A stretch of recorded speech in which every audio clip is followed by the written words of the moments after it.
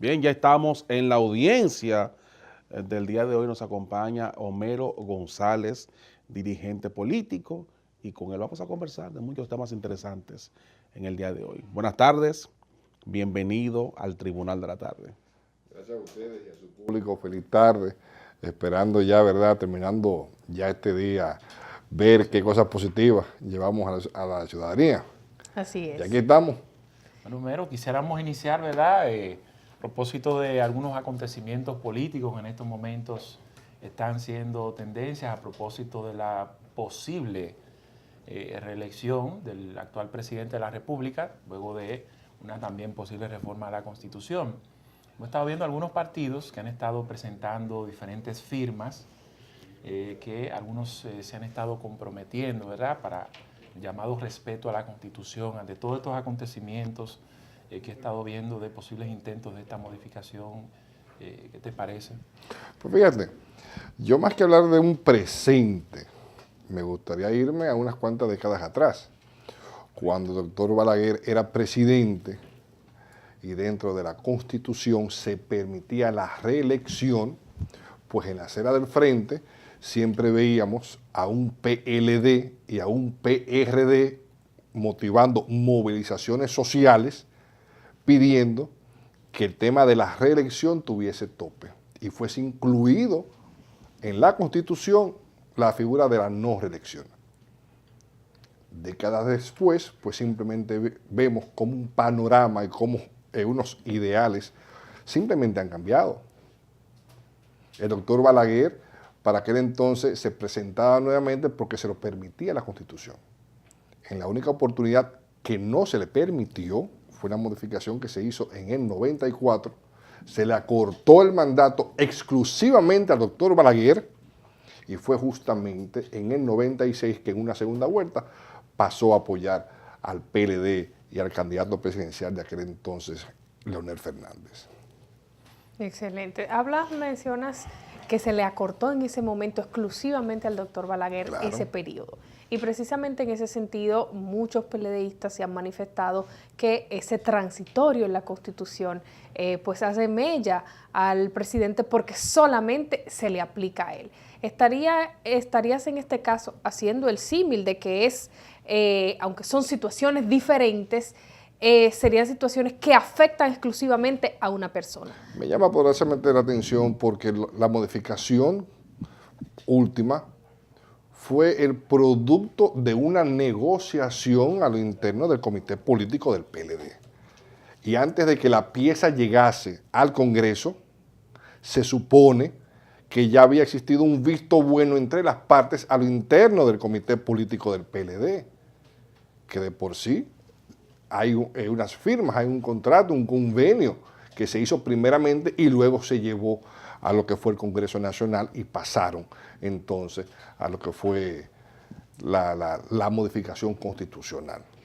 Para mí es chocante entonces que 3 años después, 4 años prácticamente después, ya justamente lo que se había hablado no se esté reconociendo. Pero más que el tema presidencial, más que una modificación constitucional, más que hablar de la figura presidencial, más me llama a mí poderosamente la atención la poca importancia que le estamos dando a un Congreso Nacional y sus legisladores. Porque una modificación constitucional no la hace un presidente, la hace un Congreso. El tema de Odebrecht no entró por un ejecutivo, le abrieron las puertas de un Congreso Nacional. El tema Tucanos no fue un tema del ejecutivo, se permitió y se hizo la firma desde un Congreso Nacional. El tema Sunlam por igual.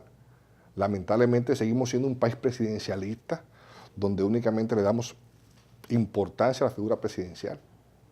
Poco nos importa muchas veces la importancia de un legislador, porque bien sabemos que el Congreso Nacional es el primer poder del Estado, no es el Ejecutivo.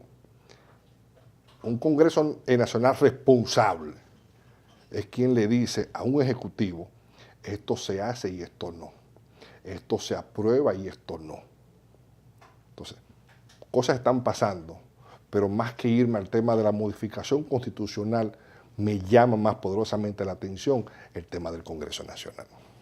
Homero, pero si es a través del Congreso que se puede modificar la Constitución para desde esta modificación impulsar una repostulación presidencial, como se ha hecho en casos anteriores, entonces, ¿por qué querer satanizar a este Congreso si lo hace? ¿Por qué? Eso se ha hecho ¿cuántas veces? Muchas veces se ha modificado la Constitución para beneficiar al presidente de turno. No solo eso, que son muchos legisladores quienes están proponiendo. Entonces, es ahora que es mala. Cuando se dan esos casos, en los últimos, o sea, así se ha visto en las últimas actuaciones, no es tan solo un tema de la reelección presidencial. Muchas veces la negociación es reelección por reelecciones. Reelección presidencial, pero usted me asegura a mí mi reelección como legislador.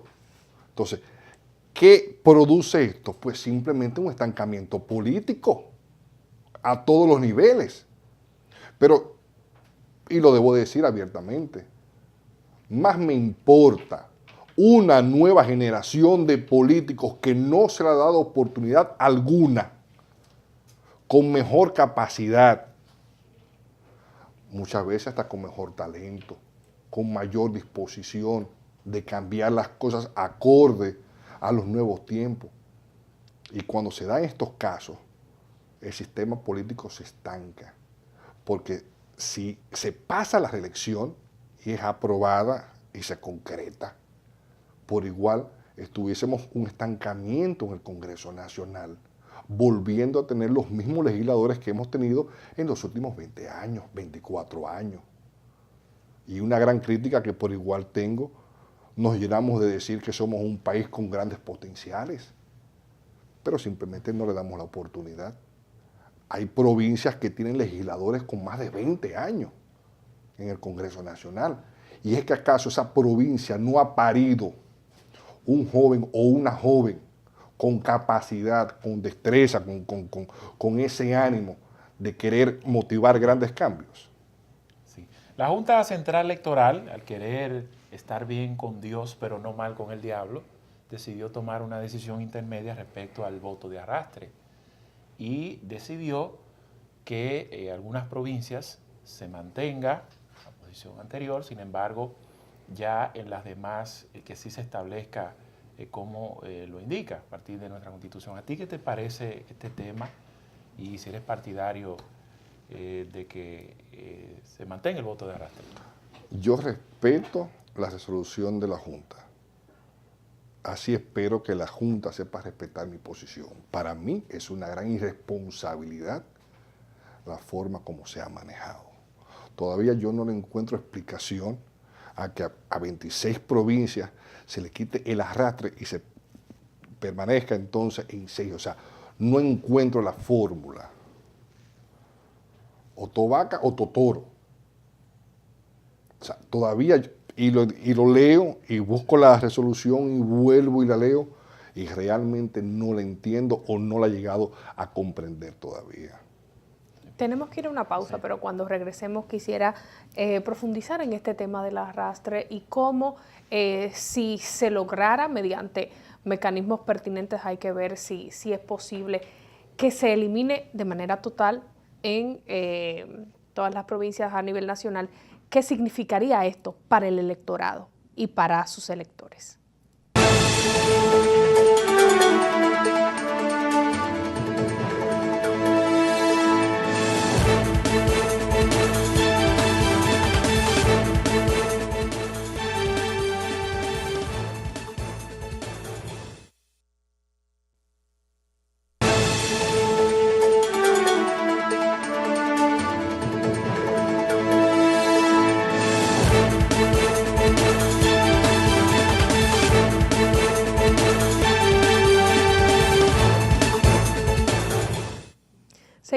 conversando con Homero González, dirigente político, y dejábamos en el aire una pregunta sobre el tema del arrastre específicamente. Había expresado ya él su posición y le preguntábamos si había posibilidades reales de pues eliminar esta decisión de la Junta de darles a unos sí, a otros no en esta decisión, y qué representaría que no hubiese arrastre a nivel nacional para los electores. Es sencillo, está en la Constitución y muchos piden el respeto a la Constitución, pero no exijamos respeto únicamente para el tema de una posible modificación para permitir o no una reelección. Por igual, eso es un tema que debe ser respetado. El voto es directo y personal. Fuera de ahí ya es inconstitucional. Entonces, creo como que debatir ese tema, como que no es que está de más, pero simplemente está, es lo que se necesita, es el derecho que le asiste a una ciudadanía de poder elegir a sus regidores, a sus alcaldes, a sus diputados, a sus senadores de manera directa. Entonces llevamos toda la vida en la inconstitucionalidad. Pues bueno, lo que pasa es que lamentablemente ese es el costo que se paga muchas veces por no decir presente en política. Los políticos somos los menos, aunque por la bulla que hacemos aparentamos ser los más. Y muchas veces se capitaliza la ausencia de una sociedad civil en política. Y bien lo decimos, el mayor acto de rebeldía que puede cometer una sociedad hoy día en contra de ese hartazgo político es simplemente pararse de sus camas y atreverse a ocupar esos espacios y no seguir cediéndolo. Bueno, Homero, conocemos de tus inquietudes políticas, el proceso pasado aspiraste a diputado de la circunscripción 1 del Distrito Nacional, te vemos bien activo, ¿verdad? Haciendo visitas, etcétera, y nos imaginamos, ¿verdad?, que mantienes en esta oportunidad esas aspiraciones. Sin embargo, en encuestas, estudios, vemos que tu nombre sale, pero hay un paréntesis que dice sin partido, tomando en cuenta entonces tus aspiraciones, y si nos pudieras adelantar en estos momentos. Mira, que viene de Homero González. Es sencillo. Cuando nosotros no pensamos hacer política, dentro de nuestras críticas estaba el hecho de que no compartíamos el tema de que los políticos simplemente aparecieran en tiempo de campaña. Eso es lo primero. Cuando nosotros tuvimos la oportunidad, pues yo bien lo digo, fueron a muchos hombres que les di la mano, fueron a muchas mujeres que les extendí un abrazo, fueron muchos los envejecientes que los supe saludar con ese afecto, y al final la respuesta era similar. Entonces, si le supe abordar sus calles y callejones en tiempos de campaña, ¿por qué no seguir haciéndolo fuera de la campaña? Mi padre bien lo dice, que la persona humilde muchas veces está más falta de respeto que de dinero. Y cuando usted se presenta en esos barrios, aún habiendo perdido, y permite que esa gente lo vea nuevamente, que sepa que usted no se fue, se quedó ahí con ellos, pues simplemente tú le estás diciendo yo te respeto. Y eso se puede convertir en admiración. Y es lo que justamente hemos hecho. Es lo que justamente hemos hecho. Seguir caminando los mismos barrios, visitando las mismas casas. Y de una forma u otra se hicieron amistades.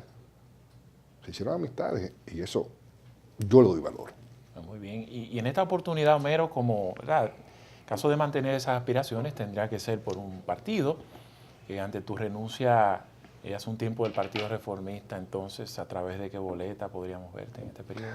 Mira, más que partido, pues para mí el tema partidario no tiene mayor importancia en estos momentos. Yo prefiero seguir haciendo un trabajo con vocación social. Y la vocación social no tiene color y no tiene insignia. La vocación social no es un color que sea blanco, que sea morado, que sea rojo, y no es una insignia de un hacho, de una estrella, de un gallo colorado, de un pulgar. Eso no es vocación social. La vocación social es la capacidad que tiene el ciudadano de servir y luchar por sus iguales. Yo prefiero seguir demostrando mi vocación social y la plataforma política va a aparecer. Pero mientras menos contacto pueda yo tener con una plataforma política, pues lo considero mucho mejor. Pero sin esa plataforma a veces es muy difícil. Se necesita para presentarse. Pero cuando yo digo menos contacto es porque yo estoy claro desde un principio. Homero González se paró de su cama a decir presente en política por un compromiso social no partidario.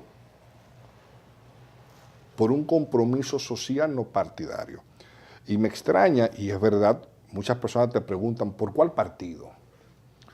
Pero ven acá, y no bien decimos en otros momentos que en lo que tiene que ver con el Congreso, muchos legisladores tocan más temas de importancia partidaria y política que temas de importancia ciudadana en un Congreso nacional, muchas veces por la misma presión que ejercen los partidos sobre sus legisladores.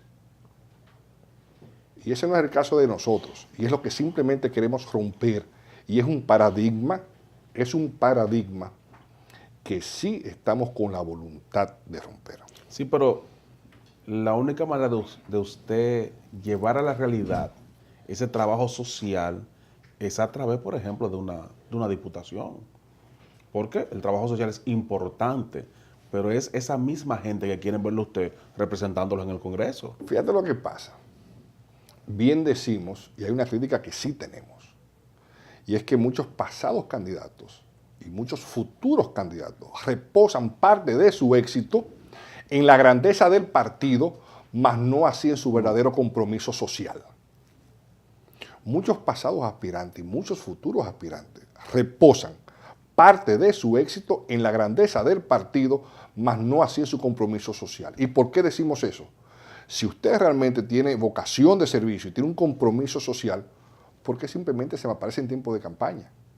¿Dónde estuvo usted a finales del 18? ¿Dónde estuvo usted a mediados o inicio del 18? O el 17, para no decir 16.